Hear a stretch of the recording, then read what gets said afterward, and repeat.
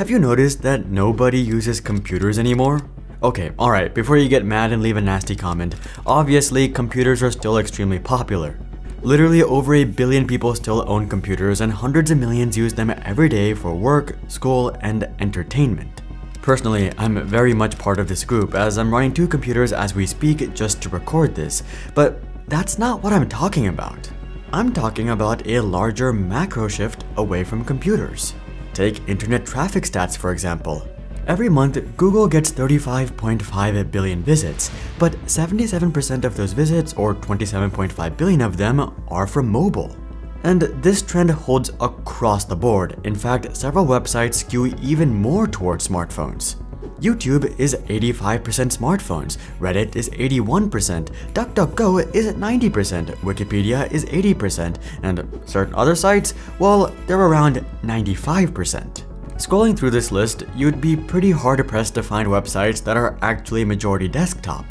And usually, those are older websites that are largely used by older people. For example, Yahoo is only 43% mobile, and Microsoft Online is only 21% mobile. But putting aside those exceptions, it's clear that the skew is overwhelmingly towards smartphones, which, if you think about it, makes sense. Nowadays, people do everything from their smartphones, whether it's investing, buying a car, buying a house, reading the news, you name it. Really, the only time that most people still use computers is for productivity. You know, if your job or school requires Microsoft Office, or coding, or 3D modeling, or a bunch of virtual meetings, you get the idea. But putting aside productivity, people tend to do everything on their smartphones. But why? Obviously, phones are more convenient on the go, but when you're not on the go, computers can accomplish a lot more.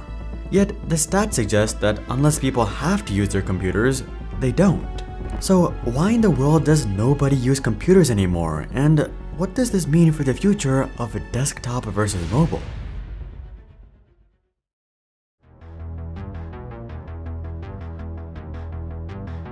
Obviously, this hasn't always been the case, as smartphones haven't even been around for 2 decades at this point. But with that being said, that also means that it hasn't taken long for this trend to take hold. So what happened? Well, I think this trend can largely be explained by 3 overarching factors, starting with demographics. You see, this trend has less to do with computer users suddenly using their smartphones more, and more to do with younger people just never using computers.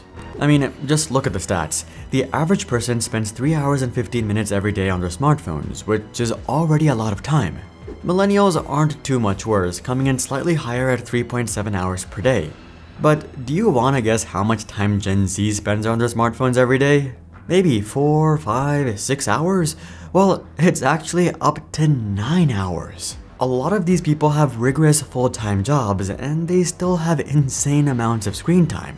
Basically, if they're not actively working on something that requires a computer or sleeping, they're on their phones. Now, you could go down the whole rabbit hole of how healthy is this, but that's outside the scope of this video. What we're really concerned about is how this affects smartphone usage, and clearly, it affects it enormously. The average person only uses their computer for 2 hours and 51 minutes per day. But that's just the first reason, which brings us into the vastly different context of mobile and desktop usage. When you use computers, you naturally tend to be working on something more intense that requires singular focus. So even though you might end up spending hours on a computer in any given session, it's likely that you only visited a handful of websites or programs. If you're a coder, for example, even if you spent 10 hours in front of a computer, it's likely that your entire screen time only consisted of Slack, Visual Studio, Zoom, Stack Overflow, and Gmail. In contrast, if you spent 10 hours in front of a smartphone, it's likely that your screen time was far more diverse. Sure, you might have only visited offerings from Google, Meta, and Amazon, but the number of individual pages you visited would likely be in the hundreds, if not over 1,000. If you're scrolling TikTok, for example, you're essentially visiting a new page every 5 seconds when you swipe. Even if you're just surfing the web, you're much more likely to bounce around. In fact, the average time spent on a desktop site is 40% longer than the average time spent on a mobile site. So again, considering that, it's no surprise why internet traffic heavily leans in the favor of mobile. But all of that really only applies to Western countries, which brings us into the third reason, the developing world. It's only in Western countries where almost everyone has access to both a smartphone and a computer, and it's up to their mood as to what they use. When we look at the developing world though, people can often only afford one or the other, and when put in that situation, they overwhelmingly choose to go with a smartphone. In terms of numbers, there are roughly 1.4 billion Windows PCs worldwide. If you throw in Mac and Linux on top of that, that number might go to 1.7 or 1.8 billion. But do you want to guess how many smartphones are out there? The answer is 6.94 billion, or 85% of the entire world population. Yeah, I don't think that requires any additional explanation. So essentially, internet traffic is dominated by smartphones due to Gen Z, smartphone users bouncing around far more often, and the developing world at large. But all of that only tells the quantitative side of the story, which still leaves the question of why?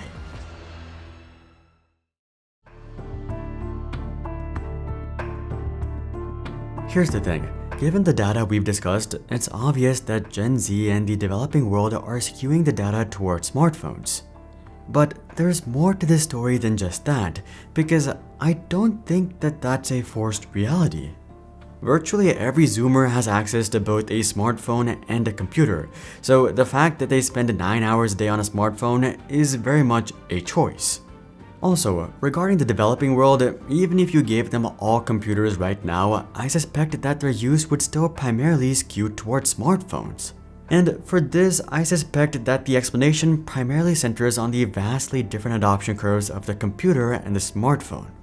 The traditional computer can be traced all the way back to 1822, but the average person didn't get a PC till the 1990s and really the 2000s.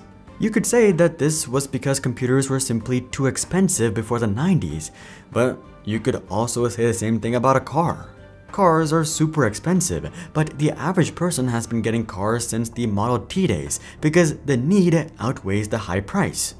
For computers, however, that was simply not the case because computers were initially not designed for the average person. It was designed for corporations, governments, and universities to conduct research, do mathematical analyses, and create communication and storage infrastructure. The average person in the 70s and 80s had no use for any of that, so buying a computer for personal use was more of a novelty than anything. The fact that computers eventually became applicable to the average person was more of a byproduct of innovation as opposed to the focus of innovation. With smartphones, however, it was the exact opposite. At most, you can say that the first smartphone was created in 1992, but smartphones really had no utility in society for businesses or people until the iPhone. And as for the iPhone, well, this was specifically designed for the consumer. Everything from the over-the-top animations and intuitive gestures to the seemingly infinite app store and inviting UI, it was all designed as a luxury purchase for the average person. And this core difference has set the stage for everything that came about on both platforms. And you don't even have to look that far to spot these differences. Take Google for instance, something that came out during the computer era. Originally, Google was a Stanford research project meant to help people research. It just so happened that everyday people eventually found utility in consulting Google on a regular basis. Now, in contrast, take a look at mobile-era services like Uber, Airbnb, Snapchat, Instagram, TikTok, Robinhood, DoorDash, and so on. Each and every one of these services were designed from the ground up to maximize on consumption from all fronts, whether that's screen time, engagement, revenue, market share, you name it. So, from that perspective, it's really not surprising why people prefer to spend a lot more time on a device that was created for consumption as opposed to a device that was created for utility. And over time, this association has been engraved in people's minds. This is probably why you tend to use your laptop at your desk but your phone or your tablet on your bed or couch. The bottom line is that people use computers because it's a utility that they need, while they use smartphones because it's a luxury that they want. Now, of course, you could argue that in the modern age, smartphones are very much also a need, and I completely agree with that. But I would also argue that want still plays a far larger role with smartphones than it does with computers. That's why people are far more likely to purchase a flagship smartphone as opposed to a flagship computer, even if prices were the same. So that kind of explains why nobody uses computers anymore, both from a quantitative standpoint and a qualitative standpoint. But that still leaves one question. What does this mean for the future of desktop versus mobile?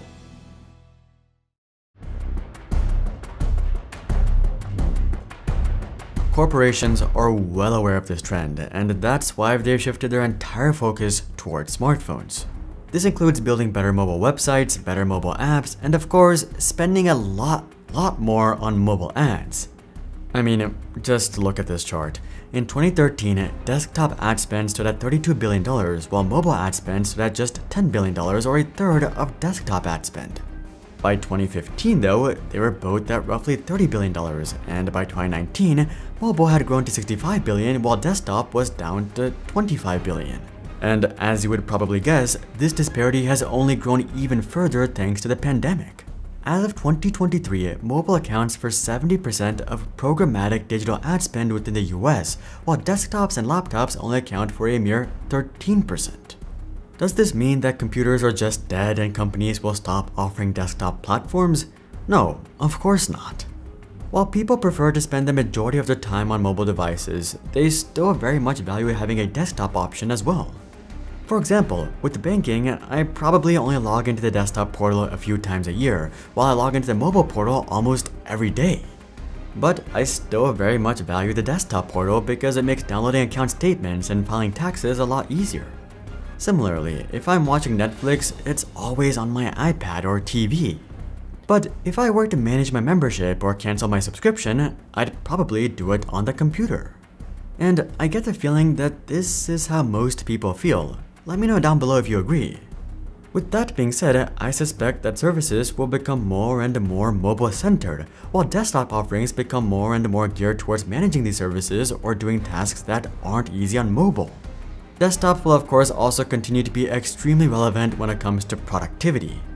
But that's why the internet is now dominated by smartphones. Another industry that has seen an extremely interesting evolution is TVs, which seem to be infinitely getting cheaper. Check out this video to learn more, but until then, I'm Hari, and I'll see you guys on the next one.